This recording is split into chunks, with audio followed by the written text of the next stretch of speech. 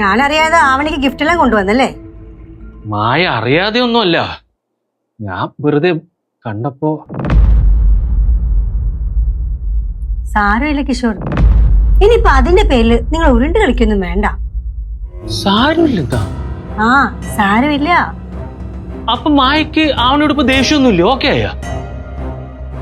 ദേഷ്യം ഉണ്ടോന്ന് ചോദിച്ചാ ദേഷ്യമൊക്കെ ഉണ്ട്. പക്ഷെ കിഷോർ, ആവനുടെ വയറ്റിൽ കിടക്കുന്ന ആ കുഞ്ഞെന്ത് ചെയ്തു? അതിനോട് എന്തിനാ ഞാൻ ദേഷ്യം കാണിക്കണം? ലോജിക്കലി നോക്കുമ്പോ മായ പറയുന്നൊക്കെ ശരിയാണ്. പക്ഷെ ഞാൻ അറിയുന്ന മായ ഇങ്ങനെ ചിന്തിക്കില്ല, ഇങ്ങനെ പറയില്ല. സത്യം പറ മായ, എന്താ നിന്റെ പ്ലാൻ? എന്ത് പ്ലാൻ കിഷോർ? എനിക്കൊരു പ്ലാനും ഇല്ല. ഞാനിവിടുന്ന് പോയാലും ഇല്ലേലും ആവനുടെ കുഞ്ഞിന്റെ സുഖവിവരം അന്വേഷിക്കാണ്ടിരുന്ന എല്ലാവർക്കും സംശയം ഉണ്ടാവും. കാരണം മോഹൻ എല്ലാവരോടും പറഞ്ഞു കിടക്കുന്നുണ്ടല്ലോ, ഞാനാണ് ആവനുടെ ജോലി കളഞ്ഞുള്ള വിവരം. അതിനിപ്പോ ആ ജോലി കളഞ്ഞത് മായ അല്ലല്ലോ. അല്ല എന്നാണല്ലോ മോഹനൻ പറയുന്നത്. ഞാനിപ്പം അവളോടും കൊച്ചിനോടും കുറച്ച് സ്നേഹത്തോടൊക്കെ പെരുമാറിയ എല്ലാവർക്കും മനസ്സിലാവുമല്ലോ ഞാനിവിടെ തെറ്റും ചെയ്തിട്ടില്ലെന്ന്. അതിനിപ്പോ മായ തെറ്റൊന്നും ചെയ്തിട്ടില്ലല്ലോ. ആ കിഷോർ പറഞ്ഞ പോലെ എല്ലാരും ഇതുപോലെ പറയണം, ഞാനല്ലല്ലോ ആ തെറ്റ് ചെയ്തതെന്ന്. എന്നെ ഇറക്കി വിടാൻ നോക്കിയവൻ വെറുതെ അല്ല, വേദനിപ്പിച്ച് അപമാനിച്ച് ഇറക്കി വിടാൻ നോക്കിയവൻ. അവൻ കുറച്ച് വേദനിക്കട്ടെ, അവനും അറിയട്ടെ വിഷമം എന്താന്ന്. ആ അതൊക്കെ പോട്ടെ,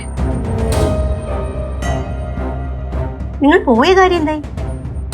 ഞാൻ പോയ കാര്യങ്ങളൊക്കെ ശരി. മായ, നീയാണോ അവനുടെ ജോലി കളഞ്ഞത്?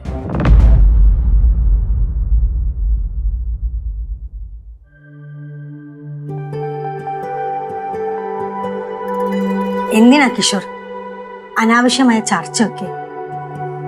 ഇപ്പൊ എന്തായാലും എല്ലാവർക്കും മനസ്സിലായല്ലോ ആരാണ് അവളുടെ ജോലി കളഞ്ഞെന്ന്.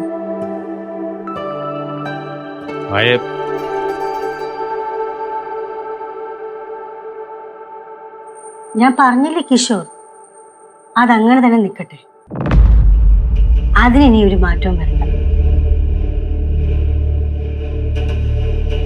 ശരി, നിങ്ങൾ വാ, ഞാൻ കഴിക്കാൻ എന്തെങ്കിലും എടുക്കും.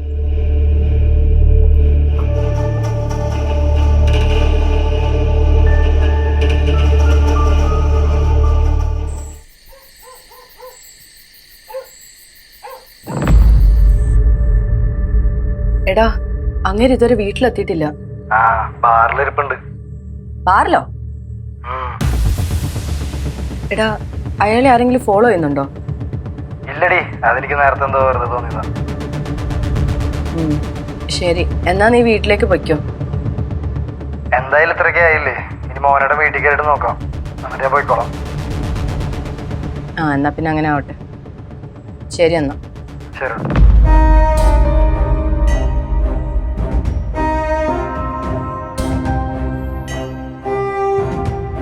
ഏട്ടത്തി, എന്താടാ? ഏട്ടൻ ഇതുവരെ വന്നില്ല. ആ, അങ്ങേര് വന്നോളൂ. അതല്ല ഏട്ടത്തി, മാള് എന്നോട് പറഞ്ഞിരുന്നു ഏട്ടൻ ആരൊക്കെയോ ഫോളോ ചെയ്യുന്നുണ്ടെന്ന്. സമയമായിട്ടും വന്നില്ല. ഫോൺ വിളിച്ചിട്ടാണെങ്കിൽ എടുക്കണമില്ല.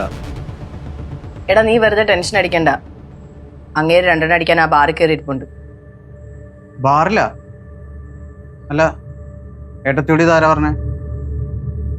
അത് എൻ്റെ കൂടെ വർക്ക് ചെയ്യുന്ന ഒരാൾ വിളിച്ചിരുന്നു, ഹസ്ബൻഡിനെ കണ്ടു എന്നും പറഞ്ഞിട്ട്. പക്ഷേ ഇത്രയും പ്രശ്നങ്ങളുള്ളപ്പോൾ വീട്ടിൽ വരാതെ പറഞ്ഞാലും മനസ്സിലാവില്ല.